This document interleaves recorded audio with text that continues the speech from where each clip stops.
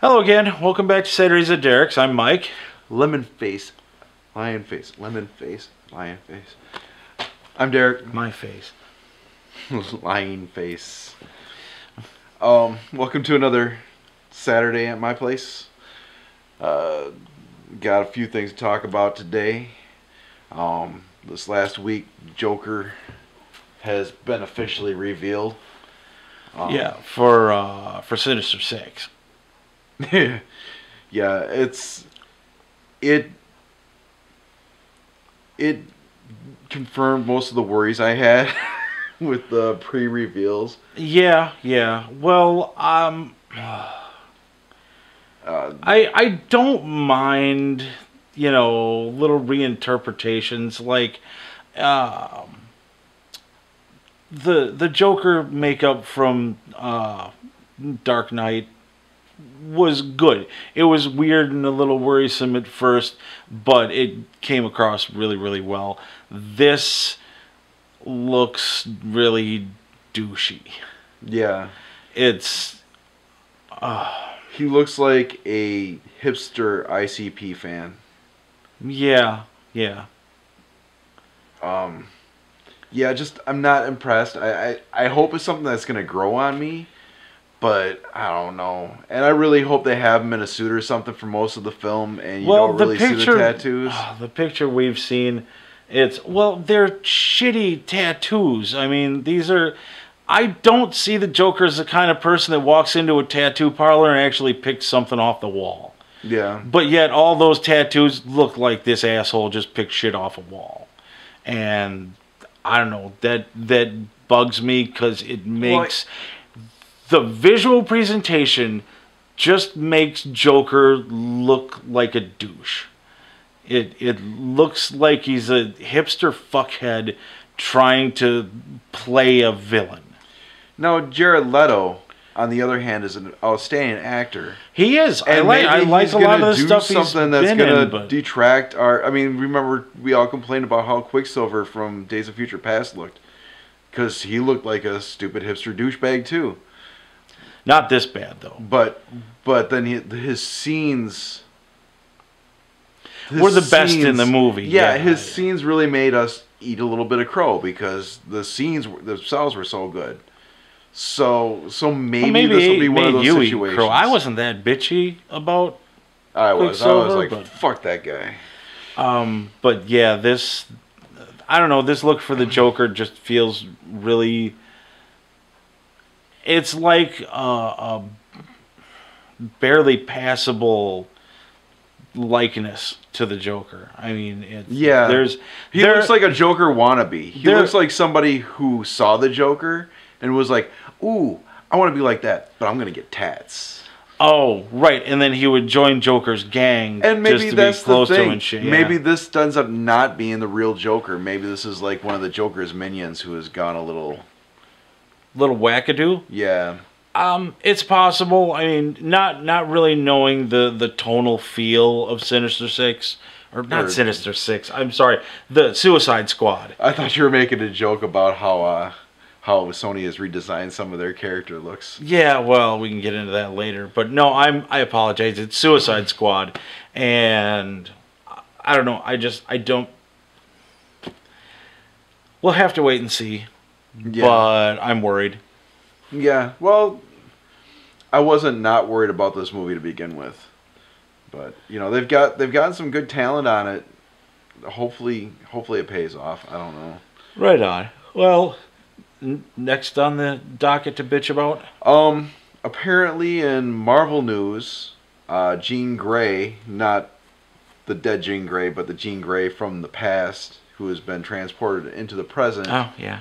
And then refusing to leave, yeah. Yeah, has outed Iceman, Bobby Drake, as a homosexual. Which, for me, I'm fine. I think Marvel does need gay characters. I'm perfectly fine with that. Right. But make gay characters. Don't make characters gay. Don't take characters that have been in continuity for 50 years and then go, whoop, he's gay. No, this is the young alternate dimension Iceman. I haven't read the book yet, But this is the young alternate dimension Iceman who's gay. Okay. I get that. He's from an alternate dimension. Maybe something else has happened. And, butterfly effect has caused...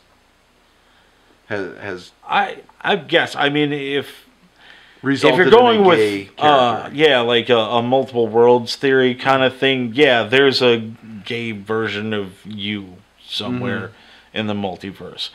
But I don't know. It feels like a cheap cash grab to me. Yeah, it feels like a cheap publicity stunt, because there are gay characters in comics, but they have been gay for ages. North Star, the Midnighter from the Authority comics. Yeah. And his boyfriend, whose name I suddenly am blanking on. But yeah, there's been gay characters in comics, and it's cool. It's no big deal. It hasn't mattered. It's just really weird that out of the blue they're taking somebody that's been in continuity for fucking ever, and suddenly he's gay.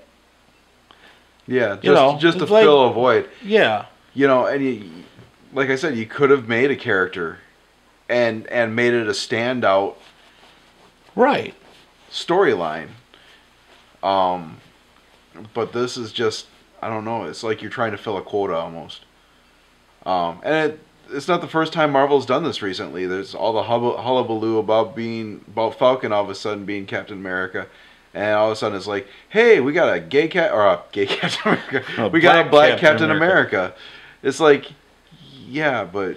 Well, and that's just a suit. Yeah. That's just a guy putting on a costume that the old guy can't wear anymore because, he's dead. Well, he's not dead. He's back alive now. Now he's like really old. It's okay. It's weird. But anyway, it's like we need people who represent minorities in these positions. Right, and it's fine, but it's one thing to be organic. It's one thing to be a character written to be specifically this. But if you're changing long-established characters just to kowtow to a vocal minority, then that's not right. I mean, why are we changing all these characters? And I mean, alternate universe, Miles Morales, cool, great character, very cool Spider-Man, but it makes sense that he's not white as hell Peter Parker, because he is from an alternate universe where Peter Parker died and he got the mantle of Spider-Man, and that's fucking cool. It's awesome. My problem is when they make these really senseless left-hand turns for their characters that just kind of leave you mystified. And it seems like it's kind of an attempt, especially with how in the media it's being blown up. It's almost like it's an attempt just to get media attention. And I guess it's kind of working because we're talking about it. But yeah, but I'm talking about it being a cheap attempt at publicity. So, it's kind of a shame that they're doing it that way. Yeah. It would be, like you said, it would be nice to have an organic creation of a character who fits these criteria. Yeah. No, I mean, if it had been Bobby Drake from Earth 451, who suddenly showed up in this continuity's Earth, and he just happened to be gay, yeah, okay. But if you're taking, regular continuity characters and suddenly changing them, that's weird. Yeah. To me.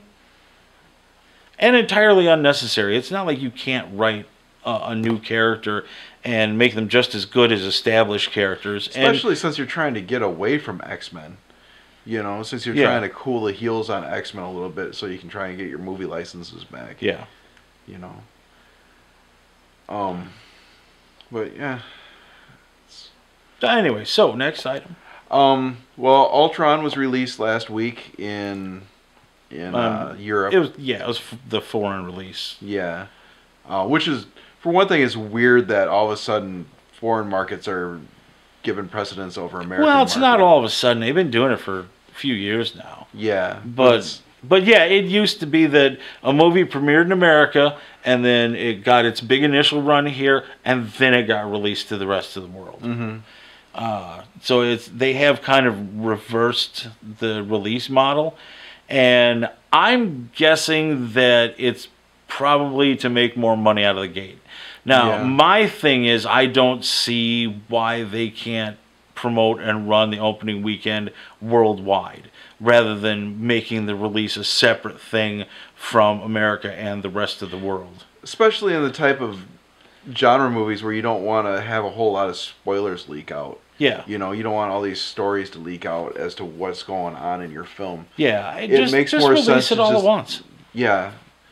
I don't know. I'm kind of surprised that it's not, with everything being digital these days, you don't really have to ship anything. You just have to transfer the files or whatever. Yeah. You know, I'm just kind of surprised that it isn't more of a global... Right, we're so globally interconnected. What the hell is this? Yeah. But apparently it's doing really well. The reviews have been good, really good. And the box office has been smashing records. So we're excited. By the time this releases, we will have seen it, and we might we might come home and just do a special episode. Yeah, and then not edit it, just put it up. Yeah, this is our review. This movie was fucking awesome. Oh. Exactly. And there was the Hulkbuster, and he was fighting with the Hulk, and it was awesome, and they destroyed fucking everything. And or it could go, yeah, we saw Ultron. And Iron Man was a cock. We saw Ultron. It was good. That's it. I'm done.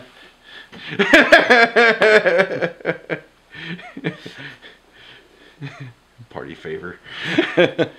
Joss Whedon, you betrayed us. No, I've heard it's really good. I've heard it's not as good as the original because it's kind of missing out on the team building aspect that was in the original. Yeah, but now the team's established. You should be able to devote more time to Ultron. Yeah. I hear Vision is awesome. I hear Ultron is really cool. And I can't wait. Yeah. No, absolutely. I'm on board. You're going to watch this video? No, you know what I think we should really do? We should find out what time it's playing, Saturday morning, the first show at the new theater in Sun Prairie. And we'll go up there, and we'll watch it, and we'll go out and pay for more tickets, and we'll watch it again. I think we should go eat first. Yeah. Pick up Jolene and watch it again. Why do we even have to go eat? They have food there. Because I have a gift card. All right, fine. Anyway. All right, and the last thing, it should be really cool. Yeah. And finally, our final topic of the day. Yeah, so I was listening to a podcast that I got turned on to from another podcast. It's called Hardcore History with Dan Carlin, and it's really cool. The one I was listening to, he's talking about the Mongolian Empire with all the Khans, Genghis and Kublai, and in one episode he opens it up by saying, I'm giving you an idea for a book to write. I'm not going to write it myself because people will freak out and hate me, but if anybody wants to write this book, here's the idea. Talk about the benefits of Nazi Germany. How has the world been advanced because of this genocidal regime that lit the world on fire? And he brings this up because there are modern historians that have taken the Mongol Empire and tried to spin it positively. Trying to glorify. Yeah. Well, there are all these brutal butchers. Yeah, because there were benefits of it. There were trade routes that got opened, all over the Eurasian continent because they literally went everywhere. They raided from China all the way to the Middle East and into Europe, and they. There was a lot of benefits to that regime, but none of it was really intentional because the Khans only wanted to conquer. They just wanted they just wanted to rape and pillage and burn shit and take everything for themselves. But now people are, trying to make them sound like they were kind of good guys, which is complete bupkis. Yeah. But the idea of him going, well, how has the world benefited from Nazi Germany, kind of made me stop and go, we have. And it's not just, I mean, it created an industrial era. Which, which we were pushing. Well, the Industrial Revolution had already happened. To invent stuff. But the Nazis really advanced a lot, especially in science and engineering. Mm-hmm. We got the jet engine from the Nazis, and we got our ability to go into space from the Nazis.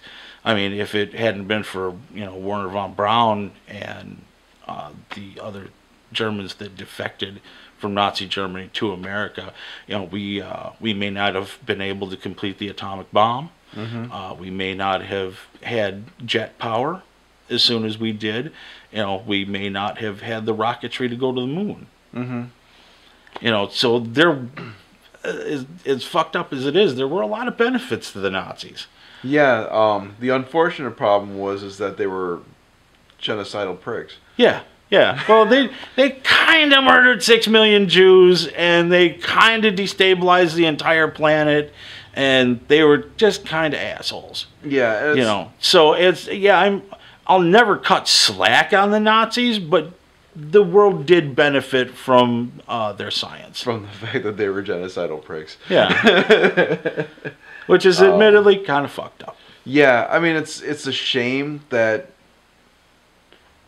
humans tend to advance usually through conflict. Yeah.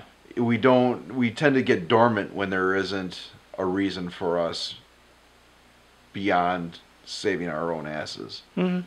Or beyond trying to conquer each other. Yeah. That we can't find motivations to advance. I mean, we've done a good job recently, but I think a lot of this has actually come from Cold War and from just the globalization of the world. Yeah. Well, I feel like we've become a lazy society that's distracted by really simplistic shit, entertainment media, things like that. Despite the fact that we're basically doing an entertainment media show, I really do find it shameful that we're not fighting to get into space. And, and that we're not fighting to actually create alternative fuel sources so that we're not choking the planet and we're not, destabilizing our environment. Well, the biggest problem with those goals is that they cost money, and this environment doesn't create that True desire. Well, that's all for this week on Saturdays at Derek's. So until next week, don't die and please come back. Thanks for joining us. Later. Doodles. We're ready.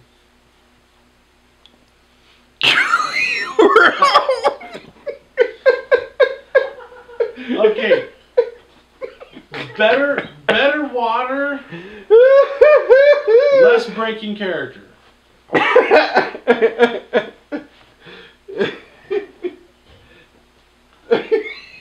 Was it? Maybe a little less water. Wet enough? Yeah, no, it worked. A little bit less.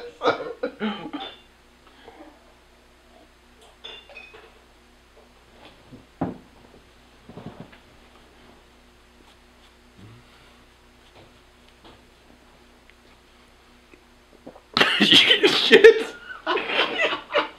I heard you start choking on that.